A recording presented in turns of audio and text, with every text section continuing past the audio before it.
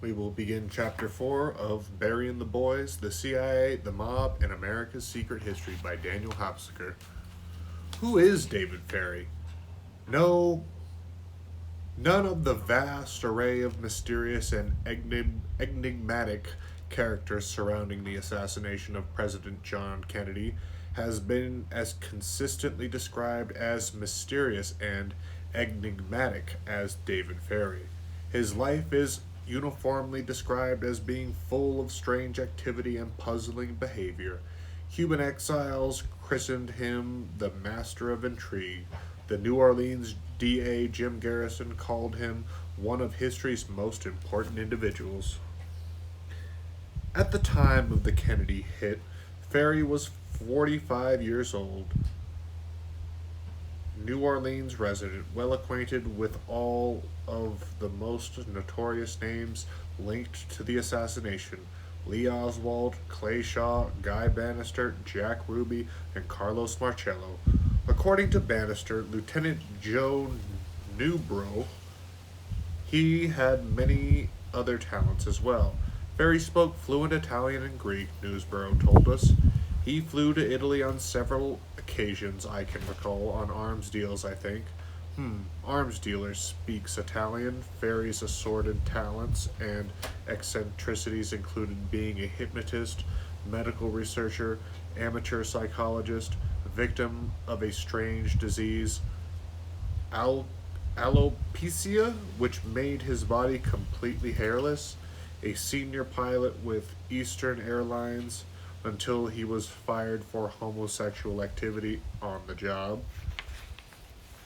Homos. He is also described as a CIA contact pilot, which is only accurate if Babe Ruth was a New York Yankee contract baseball player. Barry Seal was also Barry Seal will also be tagged with this label when the CIA gets caught with its hands in the multi-billion-dollar cocaine cookie jar. Seal is dismissed as a CIA contract pilot who did the bad stuff on his own time, or on the side, or while the real agents were looking the other way, though the cocaine blizzard which eventually surrounded him on all sides must have made finding another way to look somewhat difficult. In addition to both being labeled CIA contract pilots, Seal and Ferry share similarities too numerous to be coincidence. This is not really surprising. Both held at different times the same job: Southern Regional Manager, Aircraft Procurement and Deployment. So if they are operating out of the same playbook, the same company manual, maybe we can deduce a few hints on domestic disinfo. We noted with surprise that it was not that difficult to discover new information about the much written about Ferry. Facts both important and trivial. He was called Dave and not David, for example, by everyone we interviewed who had known him. A little poking around in New Orleans revealed ample evidence that Ferry spent his lifetime in America, in American clandestine services. Maybe make that contract clandestine services just to be safe. Since it was Ferry who set a young Barry Seal on his path to spookdom, we wondered how Ferry himself had been recruited. No one had been able to find out, and while dark side recruitment officers don't leave behind a paper trail with mundane details like date of employment application, we were able, with a little digging, to discover when and how Ferry's spook career began. David Ferry was born in Cleveland in 1918 to a family which made their careers in public service. His father was a police officer who rose to the rank of captain, his uncle a battalion chief in the Cleveland Fire Department. David was reared a Roman Catholic and attended parochial schools until entering Cleveland's St. Mary's Seminary at the age of 20 to prepare for a lifetime of service to the Roman Catholic Church as a priest. Maybe that's why he's a homo. However, the irrepressible Ferry was unable to disguise his lust for altar boys long enough to don the purple vestments. He was judged unsuited temperamentally for the role of priest by two separate Catholic seminaries. Ferry that began to learn to fly at his father's suggestion to take his mind off his failures at the seminary, according to the House Select Committee on Assassinations. The HSCA's investigation states without even a raised eyebrow that Ferry had become a pilot in 1942 and then gone to work for an oil drilling firm which had jobs in South America. We found this highly curious. Ferry, 23 in 1942, prime draft age in the middle of World War II, at a time when you needed more than a note from your local congressman to evade military duty. He's a pilot to boot. But instead of being drafted, the HSCA report blandly states he goes to work for an oil drilling firm with interests in South America. The oil business has certainly produced more than its share of spooks. Oil and intelligence work seemingly hand in glove. Witnesses, for example, the two George Bushes and George de Mohrenschildt, Lee Oswald's CIA babysitter in Dallas. Both of them, strangely enough, worked in the oil business in Latin America. Yes, no one has questioned David Ferry's utterly transparent cover story before, and the biggest question this brings up has nothing to do with David Ferry. It has to do with us. Have we always been such sheep? Our suspicion about David Ferry's entry into American intelligence were confirmed by Ferry's own godson, Morris Brownlee, in an interview about a man he still remembers fondly. Brownlee was one of America's first beatniks, a mystic when even Unitarians were frowned on, and a student of philosophy who recently in his mid-50s graduated from college.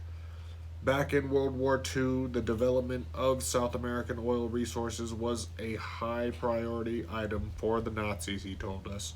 Remember, they had no oil of their own.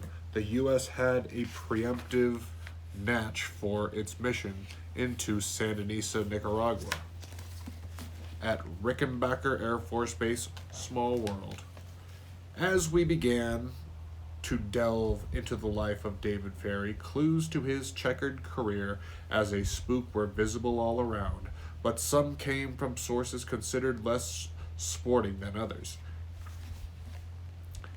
His fellow spooks. Former aide to the deputy director of the CIA, Victor Marchetti, was told by a CIA colleague that Ferry had been a contact agent to the agency in the early 60s and had been involved in some of the Cuban activities.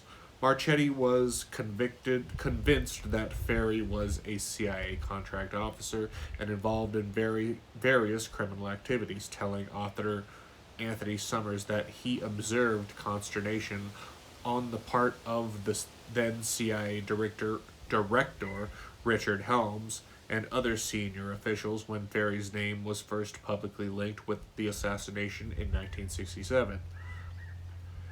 But because the boys in trench coats exude such a smug George W. Bush-like, actually, sense of their own superior intelligence, it is far more fun as well as more sporting to find civilian witnesses. We found Eddie Shearer, one of Ferry's cadet disciples in the late 1950s and early 60s, who had much to say about David Ferry. For example, Shearer spent the time in gas stations which Carlos Marcello gave Ferry right after the Kennedy assassination. Many writers, no doubt, afflicted with overactive imaginations, believed the station was a payoff for Ferry's role in the hit. There has never been any doubt in my mind that Dave's gas station, a Gulf station out on Airline Highway, was a CIA cover. He told us some people I knew pretty well hung out there. And it was the funniest thing. If you drove in to fill up with gasoline, which is what a gas station is supposed to be for, right? You could sit in your car forever waiting for someone to come out and tell you they were closed or something. Whatever they were doing, there whatever they were doing there, pumping gas wasn't it.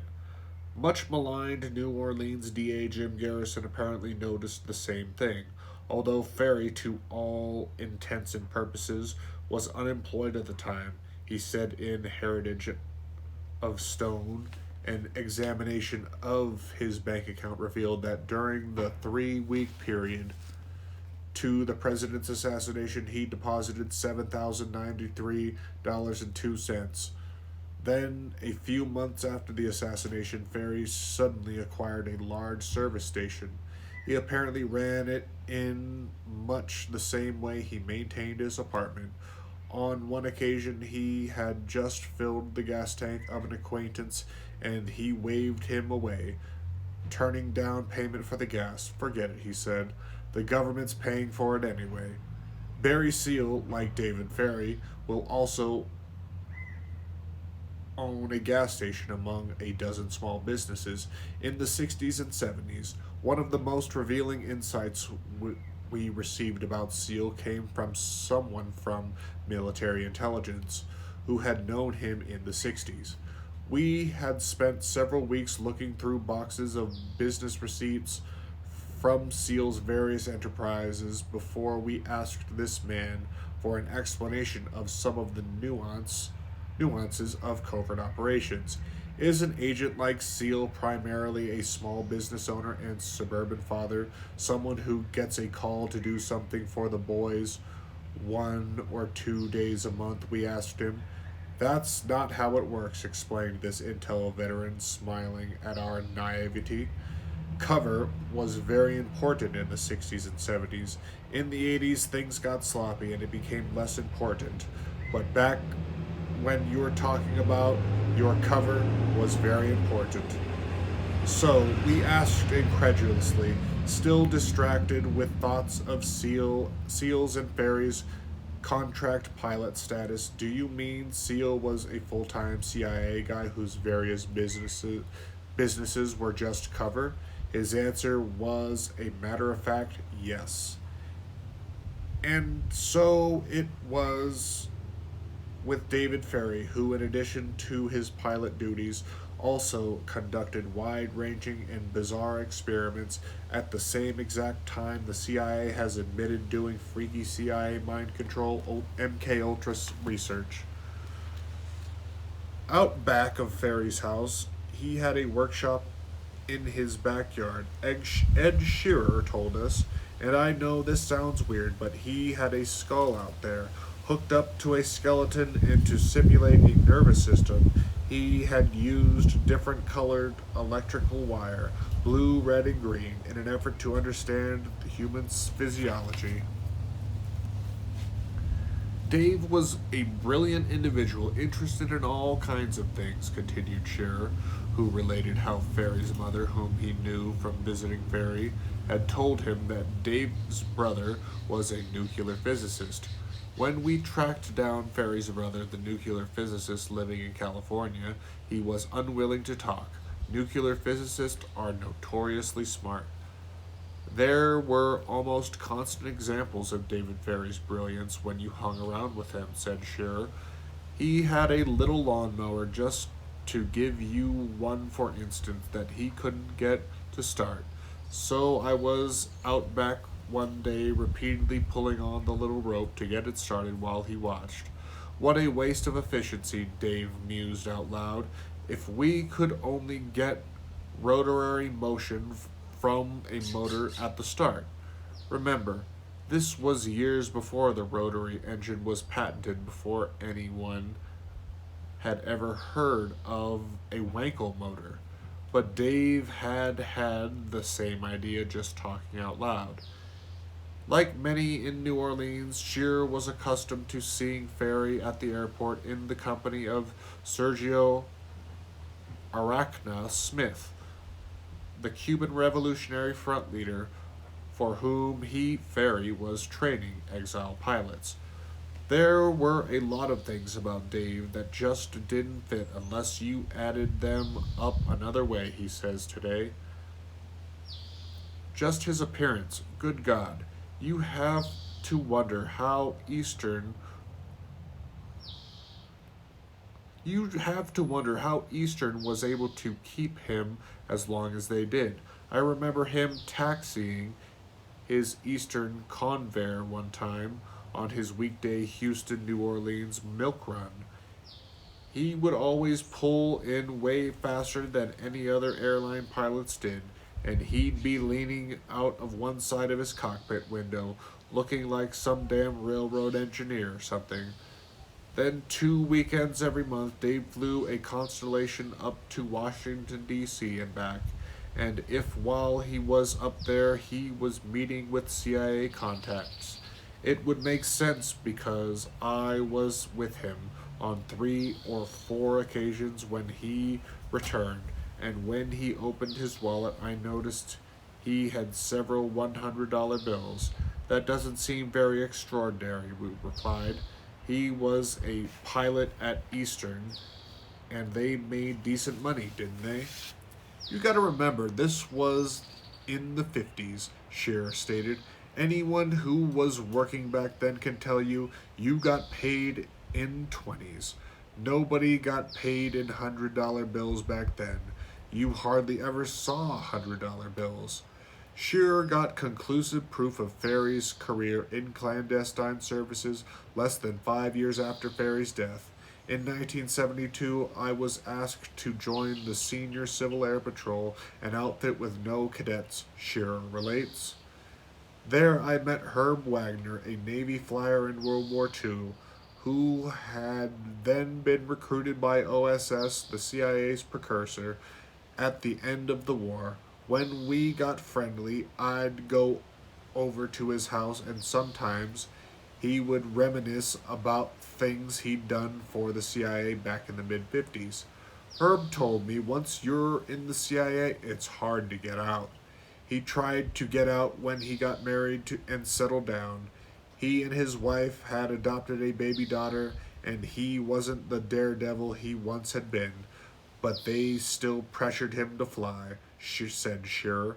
I visited him one time just after he'd gotten a visit from the CIA to go do something he no longer really wanted to be doing, quite obviously because he was really down when I talked with him. And that was when he loosened up and told me about David Ferry, saying that if the truth was ever known about Dave Ferry, he would be recognized as one of the true unsung heroes of the United States. And this was coming from a man who did not hand out praise real easily. And that's when I realized that Ferry had been a regular CIA guy, not just some asset or counter-operative. Confirmation of Ferry's status often came in casual conversation with pilots who had worked in New Orleans. I first met David Ferry out at Lakefront Airport in 1965. Pilot James Poach told us he was running a fixed base operation with 5 DC-3s and some PBYs. That is quite a little fleet of planes Ferry is handing out of the CIA's FBO fixed base operations in New Orleans. By 1972, 5 years after Ferry had been suicided, his protege SEAL will be using, according to transcripts of SEAL's 1972 trial for exporting munitions, the same fleet of the DC-3s and PBYs which David Ferry had controlled. Just how much can a CIA agent get away with in America? Would you believe child molestation? Oh yeah. Just how much can a CIA agent get away with in America? Okay, I read that.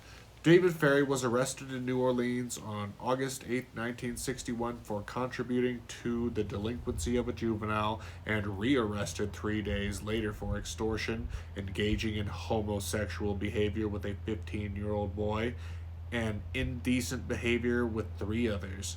The extortion charge, reported the New Orleans Time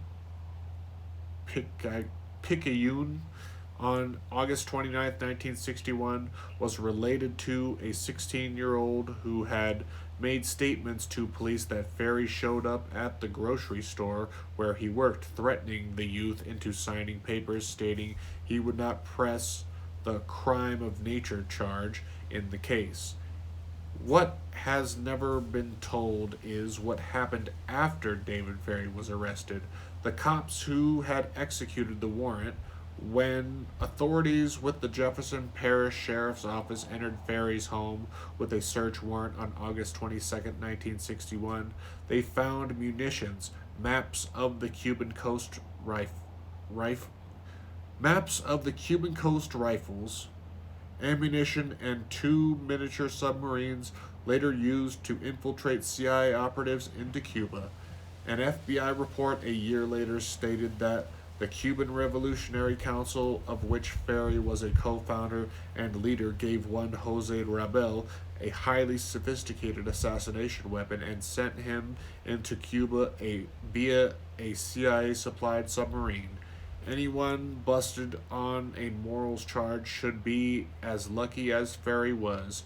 He had an OJ like dream defense team, consisting of such legal luminaries as Kennedy assassination suspect and FBI/CIA/ONI Office of Naval Investigation made Guy Bannister and his attorney G. Ray Gill, who spent most days toiling as Mafia Kingfish Carlos Marcello's main attorney.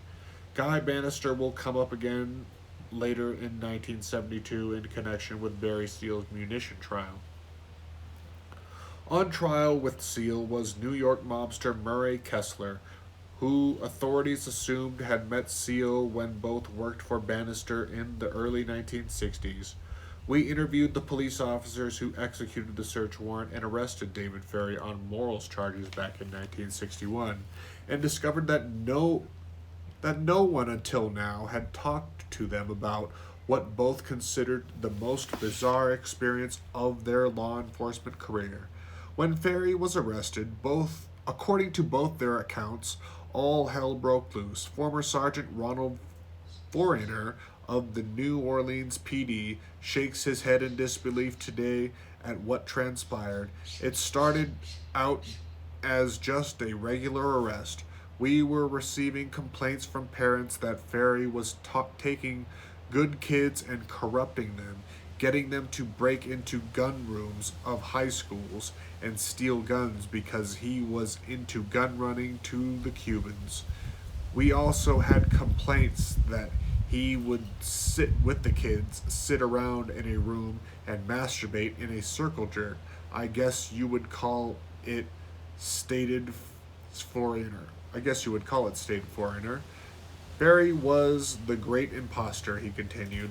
He could be just about anything he needed to be under the circumstances, like treating the kids medically, as if he were a doctor, which he did. He had a card identifying himself as a doctor, which is kind of funny since he looked like he had moss from a tree glued to his scalp. So we raided his house. We knew he was carrying on sexually with the children, but good Lord, what we found. We found maps, guns, high school official Air Force recruiting films, books on the occult and hypnotism lying around, and chalices and other instruments used in mass. And then the next day, to our shock, Foreigner continued, we discovered that warrants had been issued for our arrest. My partner and myself, the cops who had executed the search warrant. Ferry had gone to a judge and gotten warrants issued. Nothing like it had ever happened before, and that's when it all began to be a little bit intimidating, frankly. Charles Jonu, Foreigner's partner in the New Orleans Police Department, search of Ferry's premises in 1961 agreed with this account and offered something else. I handled surveillance on Ferry for Garrison later, he told us. Garrison was on this guy like rice on gravy. I'd watch Ferry pacing around his apartment nude, smoking one cigarette after another. That's what he'd do, pace and smoke. It was strange to watch the guy do that. Ferry would talk to you like he was a friend of yours, but I was never fooled. I knew he'd stab you in the back as easy as look at you. After Ferry's arrest, a bizarre series of negotiations began regarding the charges against him. We were trying to get these runaway kids away from him and return them to their parents, and we began to get phone calls setting up meetings held under mysterious circumstances with Cubans in khakis who said they would produce the kids if and only if Ferry was not prosecuted, stated Foreigner. This story of almost state to state negotiations is too similar to be mere coincidence to the incredible offer which the Louisiana State Police will make to Barry Seal 20 years later in 1981 when they implore him to move his drug smuggling operation out of their state, and in return they will cease efforts to indict him for crimes he had already committed. He has already committed. It was most generous. It was the most generous offer I ever heard made to a criminal, says one cop who was there. But instead of accepting gratefully, Barry's response was that he would have to first check with his people. Almost 40 years later, Foreigner is still amazed at the hornet's nest stirred up by Ferry's arrest. There I was. I'm just doing my job, and some strong, high powered organization is getting a warrant issued for my arrest. And the thought occurred, I'm dealing with some awfully high level Cubans here. This Captain Ferry, someone here, has a lot of pull. This guy is a powerful man with a lot of powerful friends. Powerful enough to get charges dismissed? You bet. Morris Brownlee told us how it happened. I led a small informational delegation of influential citizens to visit the Jefferson Parish DA to persuade him to drop the charges. Included were Father Mullaby from Loyola, myself, and Herb Wagner. He went to tell him about all the good things David Ferry had done. And though the process was a bloody mess, because both because both Orleans and Jefferson parishes had filed charges against him, we were eventually successful and the charges were dropped. Could this be the same Herb Wagner who Eddie Scherer had told us about? OSS and CIA pilot Herb Wagner, we asked. You knew him? Brownlee replied, unruffled. Perhaps it's just coincidence. But this is not the last time in our story in which the Jesuits who ran Loyola will figure Seal's longtime CIA handler, Dave Dixon, had close ties to Loyola University, New Orleans, and its president Bernard P. Knopf, S.J. So, hearing about the intercession of the church on behalf of a man charged with child molestation led us to wonder if there might some institutional connection brought to bear. Later, a former high-ranking official from the National Security Agency would tell us that it had been no mistake that Manuel Noriega had sought refuge in the Vatican's embassy during the American invasion of Panama, since Noriega had been the Vatican's boy. Former New Orleans Police Sergeant Foreigner shakes his head in disgust at the memory of his 61 debacle. The whole thing was out of this world, and then, the night of the president's death, we began to get phone calls from the DA's office about Ferry, when he got caught up in Garrison's probe. None of us believed Ferry committed suicide or died of natural causes. He was, remember, in flight condition. He had to be to pass his annual physical. How much better does it get? Charles Jonu, who had been surveilling Ferry the night he died, concurred. While CIA recruiter David Ferry is usually described as rabidly anti Castro and anti communist, this is not altogether correct. Ferry had also run guns to his idol in the 50s, Fidel Castro, when the Cuban Revolutionary was raiding Batista's forces from the Sierra Maestra. As reported by two New Orleans reporters on the scene, Jack Warlaw and Rosemary James, in their book Counterplot, according to a Captain Neville Levy, Ferry was engaged in gun smuggling to Fidel Castro and raising money for his 26th of July movement. Ferry even went so far as to carry a loaded gun while funding for Fidel, Levy said. No evidence of this appears in Ferry's FBI file. But then neither do records exist today of Barry Seal's own arrest for weapons smuggling into Cuba. We found several early friends of Seal's who confirmed and expanded on the story we had first heard from Joe Nettles.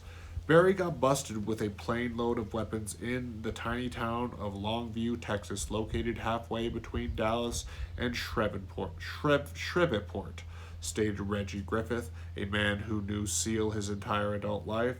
Griffith, who had the Piper airplane distributorship in Baton Rouge, ruefully recalls the way things were in the pilot fraternity in Louisiana in those early feverish days of the secret war with Cuba. One time I rented a brand new Aztec twin-engine airplane to a man named Matthew Edward Duke at right about the time Barry was busted in Texas, Griffith states. I did it after getting a phone call from an aircraft dealer in Houston, J.D. Reed. Duke was an ex-commander in the Army Air Corps and said he'd be back a little after dark. 2 or 3 days later, this guy Duke calls up long distance, says he's down in Cuba, and can he keep the plane for a few more days till Monday? Well, what am I going to say? Monday morning rolls around and the Border Patrol shows up telling me my plane had just been shot down over Cuba. The pilot was dead, and what did I know about it? Griffith pauses. What I knew about it was nothing, but what I was about to know about it was that my insurance company was only going to compensate me $10,000 on a $92,000 plane. Reggie Griffith had made, in other words, an unintended $80,000 contribution to the cause. Numerous inquiries about Seal's expunged weapons smuggling arrest in Longview, Texas, yielded an interesting glimpse into the problems associated with bringing to light matters some people prefer were left in the dark. We called around to find out if there was a local newspaper in that tiny Texas town between Shreveport and Dallas which might have some record of the arrest, only to be told by the local librarian, "Don't even bother calling the local paper. A lot of things which happened in this town never really happened, if you know what I mean." Then we got a little lucky. Longview, Texas has a law library, we discovered, and the librarian was a friend of the 80-year-old judge who was, who was the only sitting jurist at the time. She checked with this man, Judge Atkinson, who recalled the incident if vaguely, but was unable or unwilling to say more. Now intrigued, the law librarian emailed a cousin who had worked in national security in the White House under 2 presidents, she told us, asking him if he knew of Barry Seal. "Yes, I do, but that's all I can say," came his terse reply. The official story about David Ferry states that when Castro announced he had become a Marxist, Ferry furiously turned against his former idol and began to pilot bombing missions into Cuba, as well as sabotage raids on behalf of various Cuban exile groups, as if the CIA's changing attitude towards all things Fidelismo has had nothing to do with the headstrong Dave's sudden change of heart. In 1961, well before the Bay of Pigs, Ferry flew to Cuba dozens of times, sometimes on bombing missions, sometimes making daring landings to extract anti Castro resistance fighters. Anthony Summers in Conspiracy states it was rumored that he had piloted Oswald to Cuba in 1959. But true to CIA's tactics of denying the obvious until things die down, Ferry even claimed he had never even been to Cuba, but he regularly boasted of his exploits there, regaling his more trusted young CAP admirers.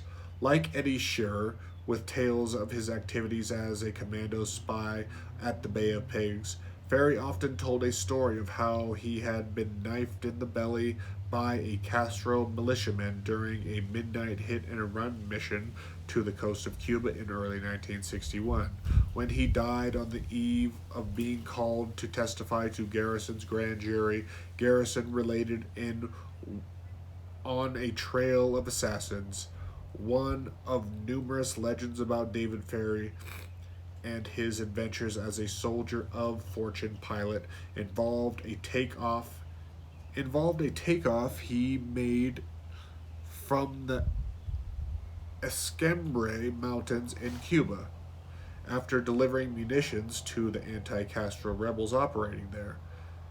As the legend went, a counterattack had almost trapped him, and he was forced to take off in his plane while fighting one of Castro's soldiers with his free hand.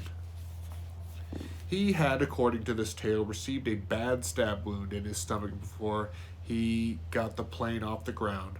When Lou Ivan, a garrison investigator, returned from the morgue, he was holding a freshly taken photograph. The dead man on the slab, his bald head and aristocratic profile, somewhat suggestive of Julius Caesar, bore the scar of a knife wound running up the center of his stomach. So much for never having been in Cuba. An airline pilot we met who had flown with Ferry went even further. They, Fidel's boys, were looking for Ferry, and that's a fact. The first communist Cuban hijacking of a plane was an Eastern plane on Ferry's normal run. They took an Eastern plane to Havana that Ferry would normally have been piloting, but for some mysterious reason, he wasn't there that day. But there is one subject concerning David Ferry which seems at first glance to be so unbelievable, so akin to dead Elvis sightings, that we were highly skeptical when we first heard of it. But after we received first hand eyewitness testimony on this topic, delivered so matter of factly as to be utterly believable, we are convinced of its importance. If the many controversies swirling around David Ferry's life, like the one about whether he was attempting to induce cancer in lab mice kept in cages in his apartment, none is fringier than Ferry's supposed talent for hypnotism. But the evidence for this is not merely persuasive, it is overwhelming. Even so, we would not believe it had we not heard unsolicited testimony about Ferry's preoccupation with hypnotism and his ability to hypnotize people. Almost immediately after the assassination, stories began starting with alcoholic Jack Martin, who, in his first investigation interview, suggested that Oswald had been put into a hypnotic trance state by Ferry, who then imposed a post hypnotic order to go to Dallas and kill the president. Martin, strangely enough, never recanted this story and never told federal investigators that his first story was untrue, and since manifested tremendous apprehension when Ferry died, expressing fear for his own life and fleeing New Orleans for some time. Maybe he was telling the truth. One could easily dismiss this claim if it stood alone. It sounds like it originated somewhere just slightly west of Area 51, but there are Freedom of Information Act documents released on the CIA's MK Ultra mind control experiments which state that several Cuban immigrants were found upon whom hypnosis was tried. with apparent goal of planting an agent in Cuba who, when triggered, would kill Fidel Castro. Ferry is the likeliest candidate to have been doing the programming. The CIA once released a statement saying this mind control didn't work, but independent research turned up first person witnesses who stated that classically conditioned MPD, multiple personality disorder or dissociative identity disorder, agents were at work within Cuba from the time of Castro's rise to power in the late 1950s. Okay, maybe this stuff is from Area 51 too. But when then does one make of the FBI interview with Ferry CAP cadet turned New Orleans cop Fred O'Sullivan on November 26, 1963? O'Sullivan told the FBI that Ferry might have had contact with Oswald at the Moissant Airport, CAP, and that according to the FBI report of this interview, Ferry had acquired a reputation for being able to hypnotize people, and that he had once hypnotized a man following one of the CAP meetings. And there's a report prepared by FBI agents in Los Angeles on December 2nd, 1963, referring to remarks made by Gene Barnes, and NBC cameraman. Barnes said Bob Mulholland, NBC News Chicago talked in Dallas to one Ferry, a narcotics addict now out on bail on a sodomy charge in Dallas. Ferry said that Oswald had been under hypnosis from a man doing a mind reading act at Ruby's Carousel. Ferry said to be a Ferry was said to be a private detective and the owner of an airline who took young boys on flights just for kids. Just for kicks. Bob Mulholland will later become president of NBC News. Ferry, F-E-R-R, it's a play on words, F-A-R-Y, meaning F-E-R-I-E, who did own an airline, United Air Taxi Service, will die a desperate man. Eddie Shearer brought the subject up himself. The hypnotism thing with David Ferry was the one thing about him that bothered me the most. One time I remembered we were marching in formation, drilling out at Lakefront Airport, getting ready to go to the CAP National Drill Competition, and this kid was twirling a Gideon, a metal thing, a fleur-de-lis on the top of the pole with the unit's colors. And it got away from him and cut his hand up pretty good. I mean, a real deep gash. And the kid gets up holding his hand, and there's blood running down his arm past his elbow. And David walks over to him and puts his hand out in front of the kid's face like he's giving him a stiff arm and says, "You will feel sensation, but no pain," Shear continued. And then while we're all waiting for an ambulance to take the kid to the hospital, the kid is bleeding all over, but he's not in pain anymore. And then David goes over to him again and says to him, "You will stop bleeding," and he did.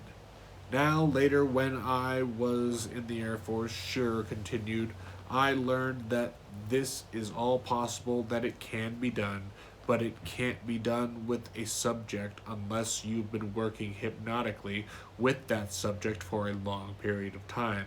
You just can't walk over to someone, in other words, and tell them to stop bleeding. So it became clear to me that David Ferry had been working hypnosis with that kid for a long time without anyone knowing it. At least I had never heard of it before, and I spent a lot of time out there hanging around that airport. One of the earliest books on the Garrison probe, Plot or Politics, by the two local New Orleans reporters, said David Ferry. He was a Civil Air Patrol leader for a number of years, and numerous persons have reported that he had the high school boys under his command then, and others in a later Ferry-formed outfit known as the Falcon Squadron, completely mesmerized. When CIA agent Richard Nagel was with Oswald in New Orleans, according to Dick Russell's book, The Man Who Knew Too Much, he discovered that Oswald was undergoing hypnotic therapy from David Ferry. Nagel dropped his potential bombshell in a single phrase in a letter in the 70s, which included a set of cartoons, one sequence of which shows Oswald armed with a rifle at the sixth floor window of the Texas School Book Depository when he suddenly awakens from a hypnotic trance.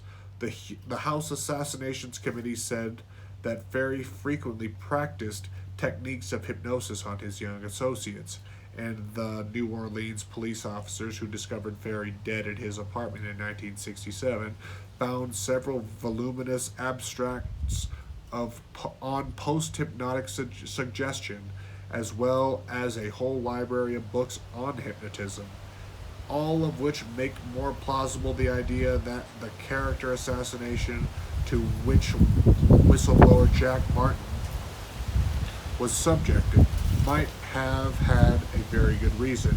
Jack may have been telling the truth. He told the FBI just 3 days after the assassination that he believed Ferry was an amateur hypnotist who may have been capable of hypnotizing Oswald. Was Oswald manipulated through applications of mind control techniques? The notion seems fantastic, but the CIA and American military intelligence worked diligently for years on the manipulation of human behavior and on the creation of a Manchurian candidate. So the question hangs unanswered for the simple reason that no judicial review appears to have the power to compel truthful answers from those who know. The truth about the extent to which David Ferry used hypnotism during the course of his duties as a CIA agent and prototypical elite deviant will likely never be known. Author John H. Davis, a member of the Board of Advisors of the Assassination Archives and Research Center in Washington, D.C., reported, for example, that a 30-page FBI report on Ferry is, whoops again, missing. Not to be outdone in withholding the truth from the American people, the CIA confessed in a 1975 Presidential Commission report that it had lost the 152 files concerning drug testing and a much larger program studying means for controlling human behavior, exploring the effects of radiation, electric shock, psychology, psychiatry, sociology, and harassment substances. Harassment substances? What the hell is that?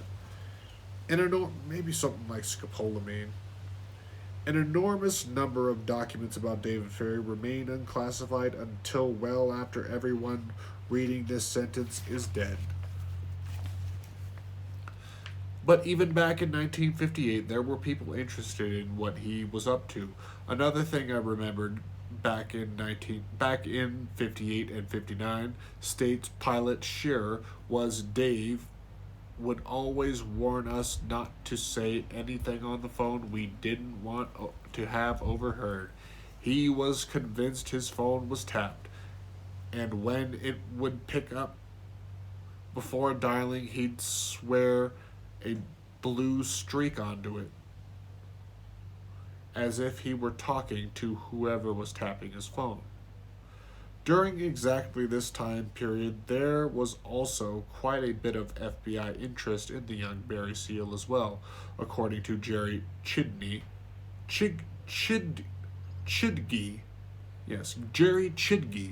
who was Barry's roommate and friend. He became aware in early 1960 that the FBI was following Barry.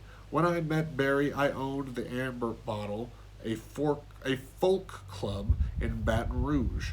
We were capitalizing on the folk craze, Chidgey recalls. And that was where Barry used to hang, and we became good friends and ended up living together. And one day I remember 2 FBI guys showed up asking questions about him while Barry was gone on a trip.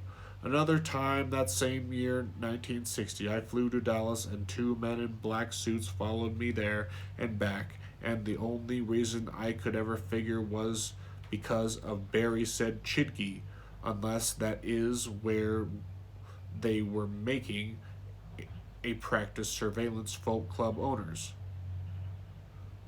Barry Seal and David Ferry share yet another highly unusual trait.